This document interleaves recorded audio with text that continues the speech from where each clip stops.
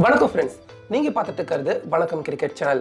இப்போ நம்ம பார்க்க போற வீடியோ என்னன்னா, நேற்று மும்பை வாண்டடே கிரவுண்ட்ல நம்ம சென்னை சூப்பர் கிங்ஸ் அணிக்கும் மும்பை இந்தியன்ஸ் அணிக்கும் நடந்திருந்த அந்த ஆட்டத்துல 171 அப்படிங்கிற ஒரு சுமாரான ஸ்கோரை நம்ம சிஎஸ்கே அணி அடிக்க முடியாம 20 ஓவர்களுக்கு 133 ரன்கள் மட்டுமே எடுத்து இந்த ஆட்டத்துல தோத்து போயிருந்தாங்க.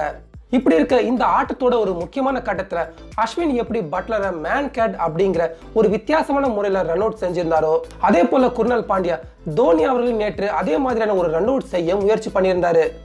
அதாவது நேற்றைய ஆட்டத்துல நம்ம சிஎஸ்கே அணி அடுத்தடுத்து அவங்க விக்கெட்டுகளை இழந்து தடுமாறிக்கிட்டு இருந்த நேரத்துல மிடில் ஆர்டர்ல ஒரு நல்ல பார்ட்னர்ஷிப்பை கேதர் ஜாதவும் தோனி அவர்களும் கொடுத்திருந்தாங்க.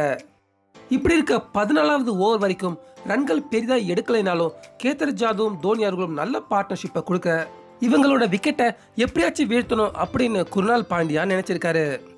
இப்படி இருக்க 14வது ஓவர்ல 3வது பந்துல குர்னால் பாண்டியா பந்தை வீசாம வேகமா அவரு ஸ்டம்பு பக்கமா குர்னால் பாண்டியா அவர் திரும்பி பார்க்க அந்த இடத்துல நம்ம MS தோனி அவரு கிரீஸுக்குள்ளதான் அப்போ நின்றுகிட்டு இருந்தாரு.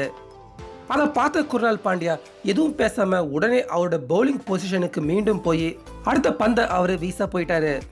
இந்த சம்பவம் மட்டும் ரொம்பவே சாதாரணமா நடந்திருந்தாலும் அந்த இடத்துல மட்டும் நம்ம தோனி அவர்கள் கிரீஸை விட்டு அவர் வெளியே நின்றுட்டு இருந்தாருன்னா நிச்சயமா குர்னால் பாண்டியா ஒன்னு தோனி அவர்களை அவுட் பண்ணிருப்பாரு, இல்ல அட்லீஸ்ட் வார்னிங்காவது கொடுத்திருப்பாரு.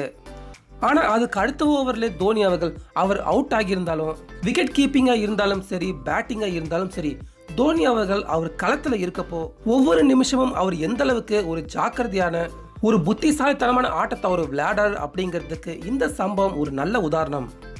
சொன்ன ஃப்ரெண்ட்ஸ், கிரிக்கெட்டை பொறுத்த வரைக்கும் கிரிக்கெட் விளையாடுற பல பேர் தோனி அவர்களை தான் முழுக்க முழுக்க அவங்களோட இன்ஸ்பிரேஷனா எடுத்துக்கிட்டு விளையாடுறாங்க. இப்படி இருக்க இப்போ குர்னால் பாண்டியா தோனி அவர்களே மேன் கேட் அப்படிங்கிற வித்தியாசமான முறையில் ரன் அவுட் செய்ய நினைச்சதை பற்றியும் அதில் நம்ம தோனி அவர்கள் அவர் சிக்காததை பற்றியும் உங்ககிட்ட ஏதாச்சும் கருத்துக்கள் இருந்தால் அதை மறக்காமல் நம்ம கமெண்ட்டில் போய் தெரிவிங்க. மேலும் இந்த வீடியோ பிடிச்சிருந்தா லைக் பண்ணுங்க, ஷேர் பண்ணுங்க. தொடர்ந்து இது போன்ற பல IPL கிரிக்கெட் செய்திகளுக்கு மறக்காமல் வணக்கம் கிரிக்கெட் சேனலுக்கும் சப்ஸ்கிரைப் பண்ணுங்க. மீண்டும் அடுத்த வீடியோவில் சந்திக்கலாம்.